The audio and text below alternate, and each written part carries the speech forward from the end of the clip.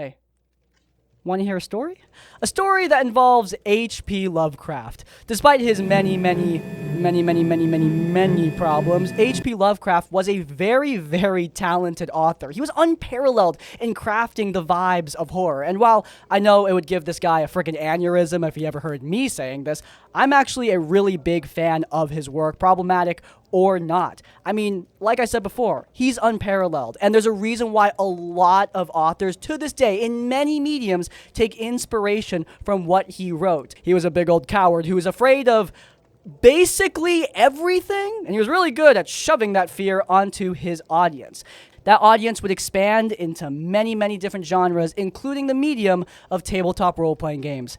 Enter Call of Cthulhu and its creator, Sandy Petersen. Sandy has not just worked on Call of Cthulhu. He has a very impressive portfolio of classic games, including the original Doom by id Software. He is well known amongst many old school gamers, and on social media, he's known as a gaming grandpa who shows these kids about the old way of doing things.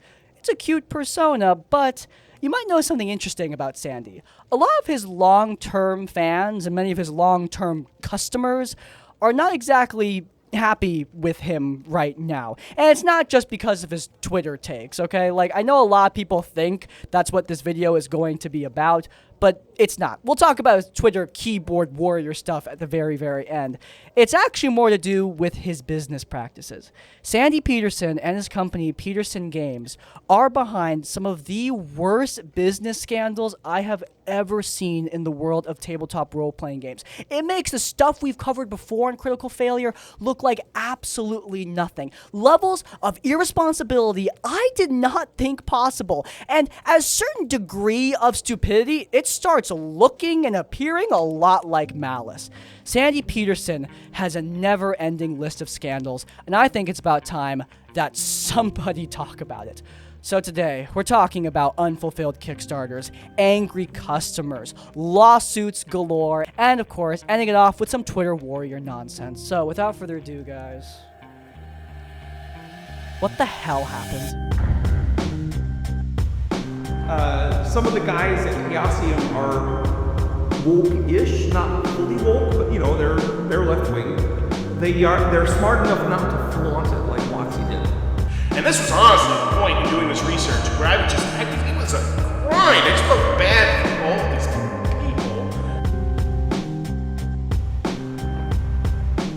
people. Okay, so how did Sandy get on my radar? Although I do like Call of Cthulhu, I don't know enough about it to know its history, and I had no idea who Sandy Petersen was up until a couple weeks ago. So, how did you get on my radar? It wasn't Call of Cthulhu, it was Doom. I was just browsing on social media when I saw a meme about Doom's story. How the original story was very simple and the new story is very complex. Sandy Petersen responded to this meme. Okay, looky here, whippersnapper. I wrote the original Doom backstory. First off, it's not to blow demons back to hell. Second, well, I got nothing else. You hit the nail on the head. Cute response. Went pretty viral though. 80,000 plus likes on Twitter.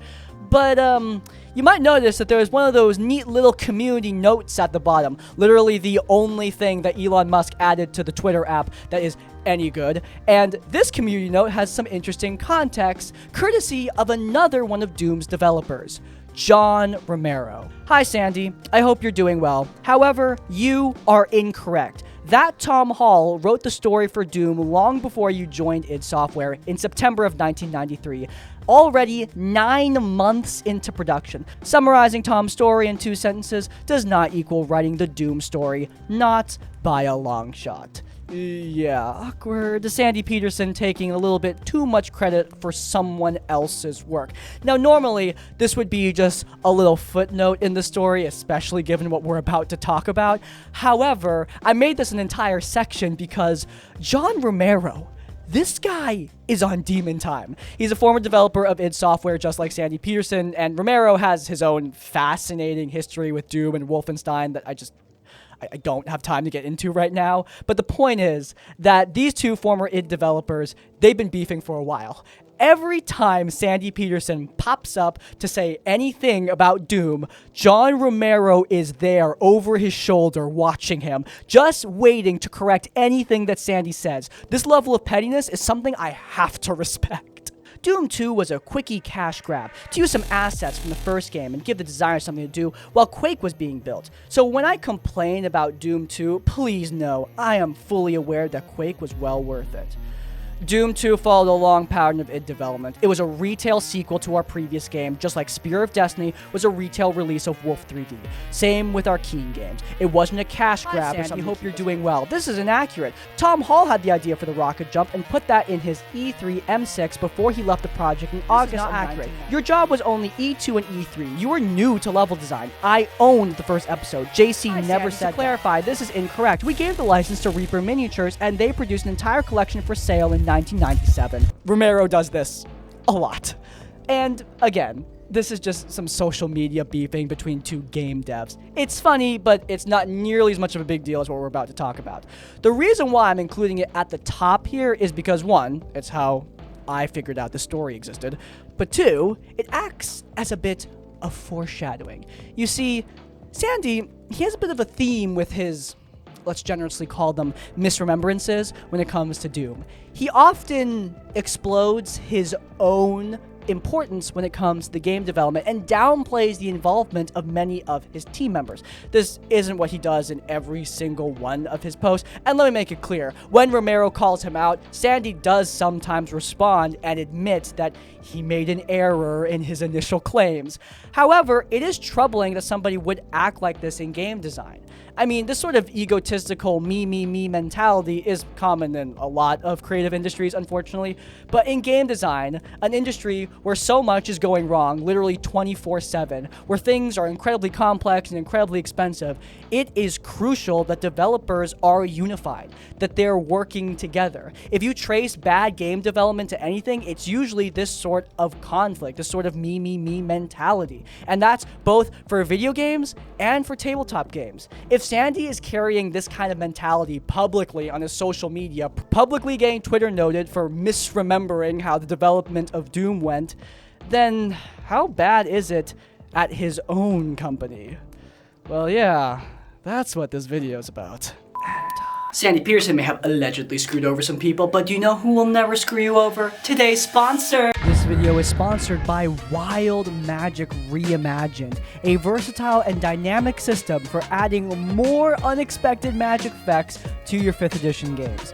Look, Wild Magic is fun as is, but the devs behind this project want to make it even better. Now, there are 700 Wild Magic effects that can be added to a variety of stuff in the game, not just the Sorcerer subclass. With these Wild Magic cards, you as a GM have a powerful tool for bringing the unexpected to your game.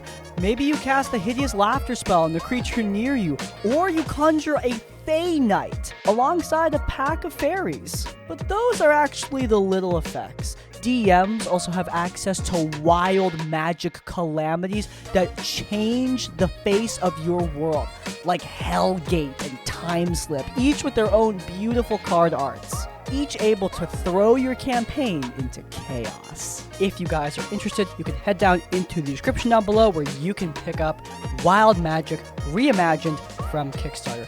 Thank you so much to these incredible writers for sponsoring today's episode. As always, supporting our sponsors does support us. And without further ado, we have a commentary to finish. Before we get started, it's time for the legal segment. I am not alleging any legal wrongdoing on the part of Petersen Games or Sandy Petersen. I am simply conveying information shared by customers and former employees about the company and its face. Many of these allegations would not constitute illegal behavior, even if true. I am not accusing this company or person of any legal wrongdoing. Okay, Sandy? Okay, we're gonna be okay. Let's do this. Enter Petersen Games, founded in the early 2010s by one Sandy Petersen. Yeah, this guy does not work at Chaosium right now. Those are the guys that are currently heading up Call of Cthulhu. Sandy Petersen did create the game, but it is not currently his project. Petersen Games has been his focus for the last, over a decade. And Petersen Games, let me make it clear, while they didn't make Call of Cthulhu, they have made some incredibly popular games, including Cthulhu Wars, which was crowdfunded on Kickstarter to the tune of over $1 million. Petersen Games loves crowdfunding on Kickstarter. Petersen himself has gone on record to say that we're in the golden age of tabletop because of print on demand, because of crowdfunding, because of Kickstarter. So I did a little Kickstarter of this. I thought it would make like $150,000, $200,000, and that would help support me while I was in India. And instead, it boomed up to over $1 million. I have to manage this Kickstarter, and then that turned into the Petersen Games. Most of these big projects, especially stuff like Cthulhu Wars, they went well. You know, they were funded, they were developed, and then the backers got the game that they bought. You know, what's supposed to happen. However, even with early development of Cthulhu Wars, there were some things that made me raise my eyebrows, let's just say. Like, for example, if you look at the timeline of Cthulhu Wars development and release cycle, and you look at their crowdfunding history, you'll notice that Petersen Games was crowdfunding for Onslaught 2, a Cthulhu Wars expansion, while they were still working on shipping out Cthulhu Wars. Launched in 10/26/15, and they weren't completely done even shipping the first Cthulhu Wars, because once again, that kind of ended in January 2016. They hadn't finished one Kickstarter before they started the next Kickstarter. That's really ambitious. It's not unheard of for companies to work on multiple projects at one time, and luckily, it looks like, for the most part, all of these packages, all of these games, they went out to the people that bought them. I did notice that some people in Australia, however, just straight up didn't get their games. This is actually a theme with Petersen Games. You see, if you pay attention to their comments on many of their Kickstarters, you'll notice that they get like thousands upon thousands of comments on some of their Kickstarters. And if you see a really high volume like that, it's usually because backers are pissed because they're not getting their packages. For example, there's a Cthulhu Wars expansion where a lot of the comments are in German because people in Germany haven't gotten their Cthulhu Wars expansion. And guys, it's been nigh on a decade since this Kickstarter. There are still comments on that Kickstarter to this day saying that they're not getting their product. In fact, the most recent comment on that Kickstarter is from 28 days ago, and it just says this: "This company is a scam." And this is during, like, the good era. This is when Petersen Games is at their peak, their most successful. I mean, like I said before, Cthulhu Wars is a massively successful game, and for good reason. A lot of people really, really love it. And while many customers overseas are very frustrated by how Petersen Games have been handling the distribution, it wasn't enough noise to, like, crush their business. However, these more minor controversies, they are sprinkled throughout many of Petersen Games' projects. For example, Startropolis is a board game with a lot of intricate pieces where you build like a space station, and many of the Kickstarter comments report that the pieces are just a tad faulty. But also, I saw a lot of reports of people never getting their orders, but like par for the course at this point. I guess that's not that big of a deal. There was also a big controversy with an Easter egg project that they ran, where you would get Easter eggs with some of their minis, and allegedly overseas backers had to file tickets in order to get their stuff shipped to them at all. Yeah, in order to get your shipment, you had to file a support ticket. Oh, there was also a 5e supplement that was advertised directly on Critical Role. I remember this being advertised on their stream, and I thought it was really interesting because, again, like I said, I like Cthulhu. So I was interested in this Cthulhu supplement for 5th edition. Guess what? If you go to the comments on that Kickstarter, holy crap, it's a firestorm. Allegations of shoddy packaging and missing items, and many people claiming they just straight up never got the book. These are from 5 years ago, and there's no responses to any of these backers. I guess customer service is not one of those priorities at Petersen Games. Never received this. Hi, please update. Haven't received anything. Thanks. Please help me if I understand what I have done wrong. I have not received anything from this Kickstarter. There are just never-ending comments of people saying this across many of their projects. And again, this is the good part. Right before the pandemic, Petersen Games started putting out a lot of Kickstarters, like a lot of them. And keep in mind, it's not like Petersen Games does this normal thing where they release a Kickstarter, fulfill the Kickstarter, finish the Kickstarter, then do another one. No. They had a habit of doing a bunch of Kickstarters all in a relatively short span of time, and then just hoping they can fulfill them all over time. And when you see these dates, it really kind of feels like they're trying to get cash to push other stuff out, because they really were churning out projects in 2019. They just kept on putting out Kickstarters without worrying about actually, producing these games and getting them out to the people who bought them. So in this span of time, you got games like Hyperspace, Eternal Adversary, Glorantha, and again, these games are being put out on Kickstarter, fully funded to the tune of hundreds of thousands of dollars, and then the backers just sit on their hands and wait for years upon years upon years. This is where things get really bad. By this point in the timeline, late 2010s, entering into the 2020s, Petersen Games, Sandy himself, has so many Kickstarters that are just sitting yet unfulfilled. Backers waiting in trepid anticipation for the games that they bought, for the tune of hundreds of dollars, by the way. These aren't cheap little products. This isn't you buying a Monopoly board for $30. No. These games cost up to hundreds of dollars at the highest package rewards. You could buy a PS5 for some of these prices. And yet, backers are not getting what they paid for. And in my opinion, they're getting reasonably pissed off about it.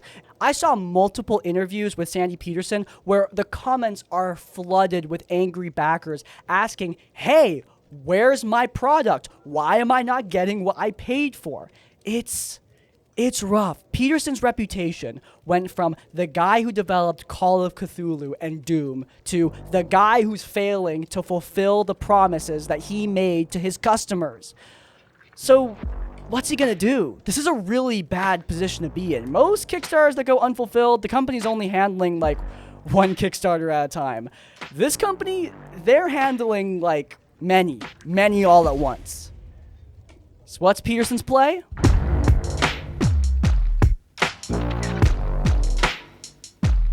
Well, Petersen Games and Sandy Petersen himself took a very interesting approach by laying off 70% of their staff. Okay. This was not a good sign for customers who, need I remind you, in 2022 are still waiting for their books. But it was an even worse sign for the employees who are now out of work. George Pateo, former sales manager at Petersen Games, had a very damning account of the situation.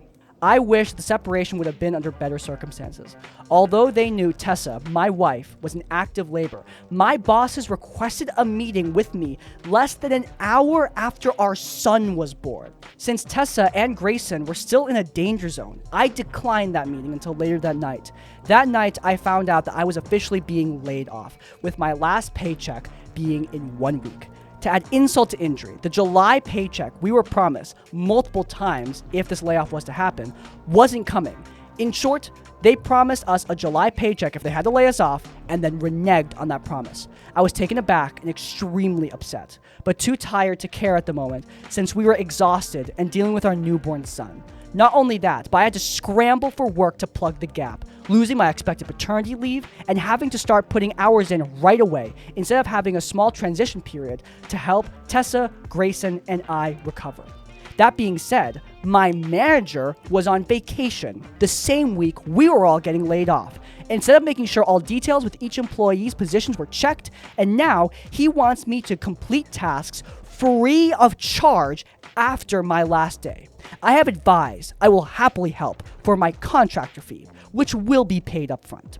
In short, things could have been totally different if I had been handled better on leadership end, and I refuse to curtail my worth as a worker, the value of my work, or the value of my family and our time together because of a company's poor planning. Thank you to everyone who I've worked with that made this job rewarding and insightful. Shame on Petersen Games.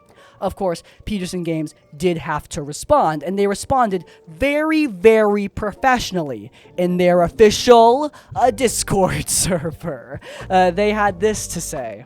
Hi all, I apologize that one of our employees' anger at how the layoff went is now starting to be publicly known. Let me say a few quick things, and then hopefully I can answer any question in the next few days.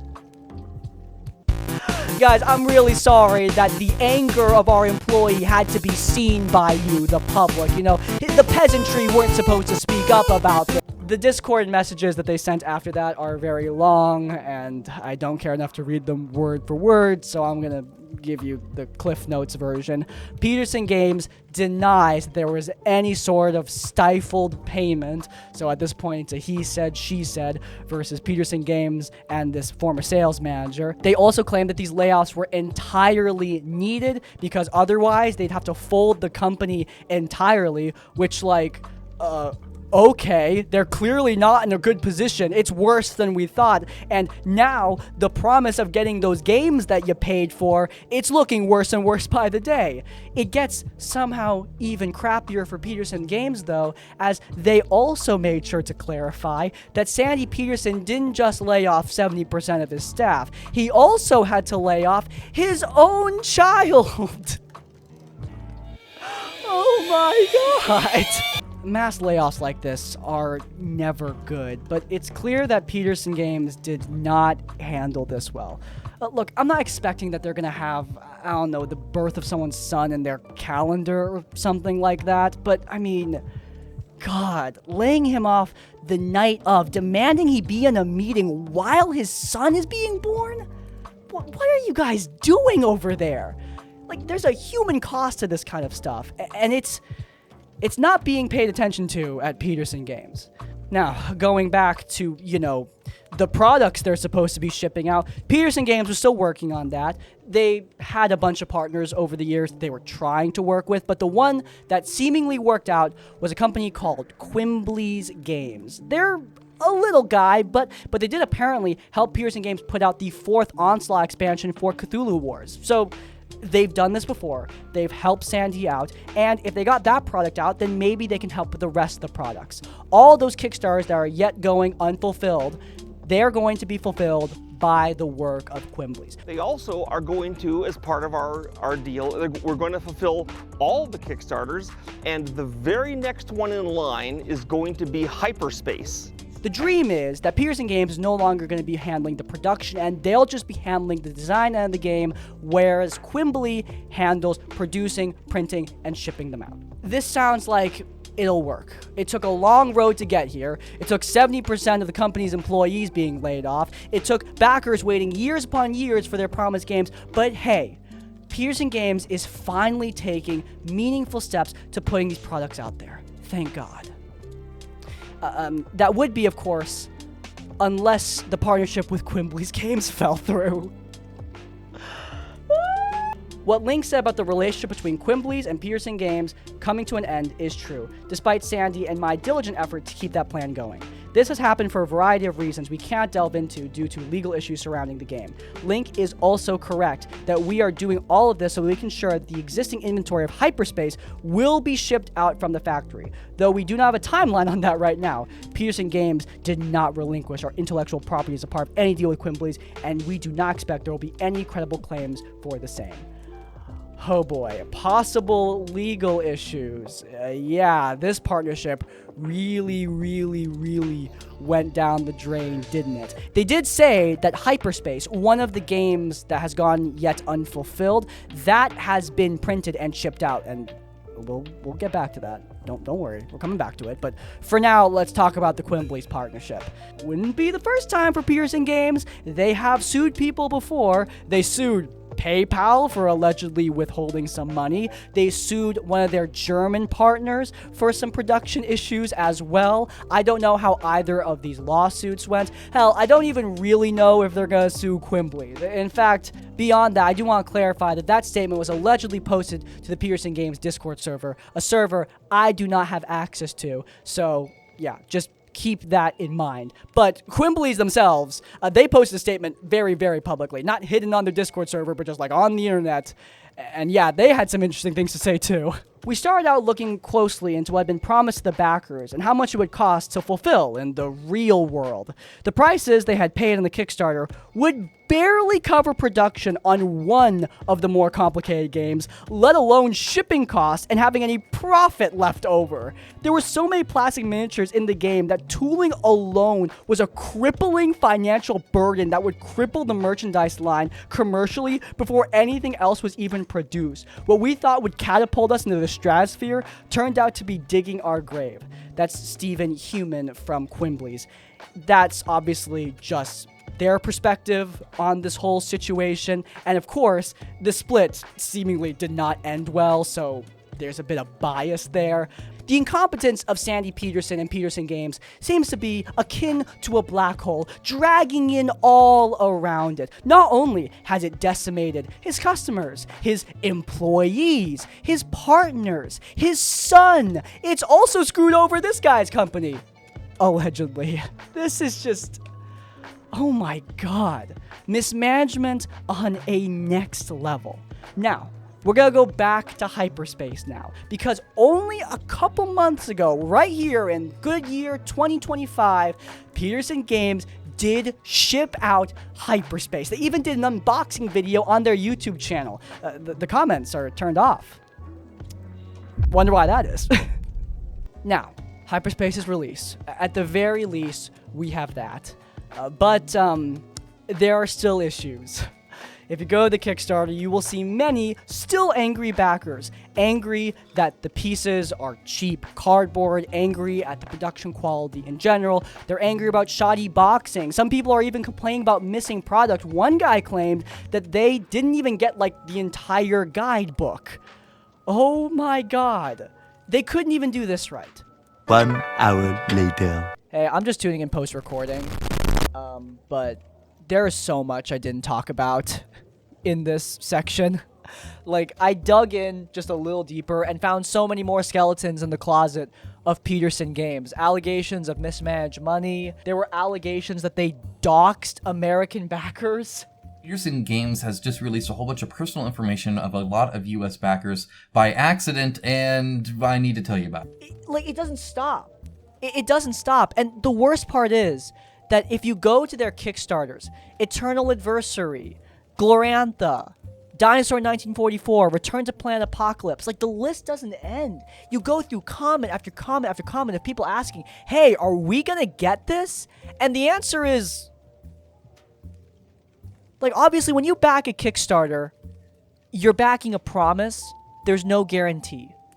But it is so frustrating that these guys can open up Kickstarter after Kickstarter after Kickstarter, and there's no promise that these guys are actually going to get the product that they're owed.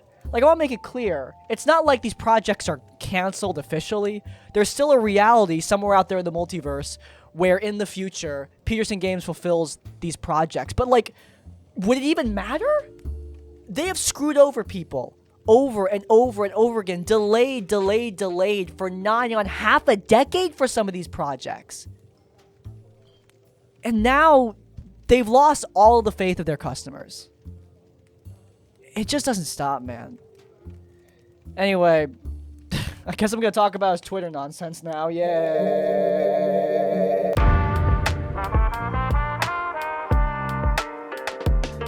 Twitter, the platform currently known as Twitter. Sandy Petersen really needs to get off this damn app because holy crap. A lot of people who are outside of his audience of board gamers, they know him from his nonsense takes. And yeah, he has quite a few fascinating ones. Some of the guys at Chaosium are woke-ish, not fully woke, but you know, they're left-wing.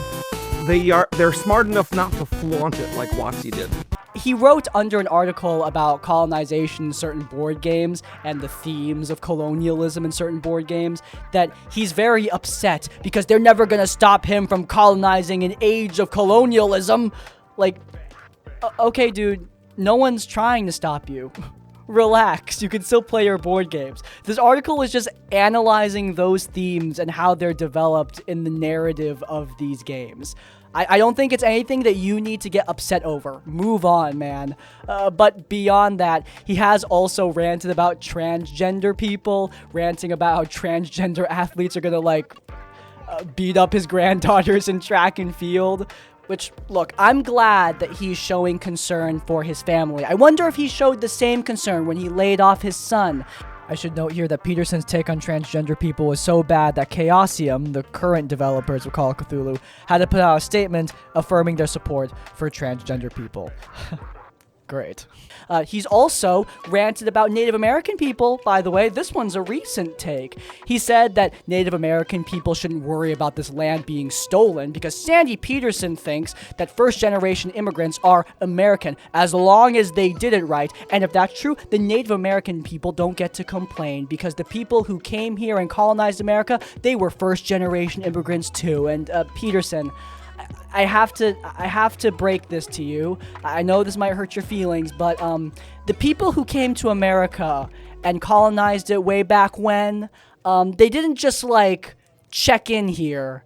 They did some other things. Some other very, very, very bad things. Comparing first-generation immigrants to, like, Christopher Columbus, it's insane. It's the weirdest checkmate liberals I have ever seen and is completely antithetical to real history. Finally, of course, he has most recently released a take on wheelchairs in fantasy, getting irrationally upset about a picture of a person in a wheelchair in one of the most recent D&D books. And Sandy, I really don't know how to tell this to you, but you are 70 years old. You are going to be in a wheelchair soon, so I really don't know why you're complaining about this. In any case, look, these takes, they're stupid, they're dumb. It's old man rants at clouds about dumb things, but they're not the core of this video. I think if anything, they just show where his priorities are at right now. Like, dude has a lot of irons in the fire, a lot of projects that, in case you forgot, they're not fulfilled, like, to this day. Like, yeah, you got that one space game out there in subpar quality, but still, you got that out there.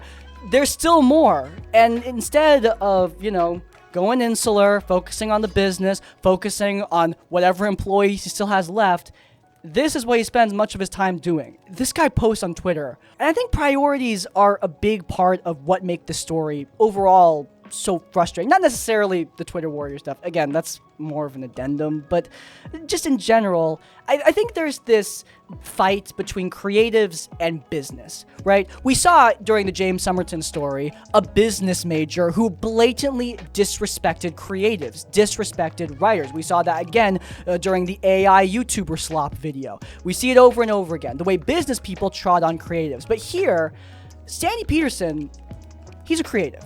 Okay, whatever his faults, he has made and worked on some really incredible, amazing games. He just doesn't know how to, like, get them out there to the customers that bought them. But, and I don't know how else to say this, that's part of the biz, man. Like, you could be as creative as you want, but at the end of the day, you are running a business. You have a responsibility to your customers, to your employees. All right, it's great that you can make an awesome game, but if you can't handle producing that game, printing that game, shipping that game, paying your employees properly, not laying off 70% of your staff, if you can't handle that, then you shouldn't be doing this business at all. Sandy Petersen wants to just develop games and not worry about the biz end, but the biz end is part of this, and he ignored those responsibilities for way too long, to the point where it screwed over so many people around him, allegedly. It's very deeply frustrating too, because Petersen's 70 years old, man. Like, can you believe that? Like, this guy should be 5 years into retirement age by now, but instead, this is what he's doing? Heading up a sinking ship of a company? Ranting about Native Americans and transgender people on Twitter? Unlike everyone else I've covered on the series, I really do hope that Sandy Petersen stops, hangs out with his grandkids, gets off Twitter, does something with this sinking ship of a company. Because at this point, he's 70. I want him to live a good life because he's running out of time to do it. In any case, that was a depressing end, but So ends this episode of Critical Failure. If you guys enjoyed and want to see more of our content, then check out this episode. We went over another Texas business with a troubled past in the TTRPG industry. This one makes dice out of human bones, linked up in the cards. But before you go, please do leave a like on this one and subscribe to Crispy's Tavern so you don't miss any of our content as it comes out. And finally, if you want to support us directly, you can either support us on Patreon or buy our merch so that you can help make these videos possible. In essence, like, comment, subscribe, support. I will see you all next time. Farewell. Anyway, I found Sandy Petersen not through Call of Cthulhu, but from... I don't know, it's good, but I think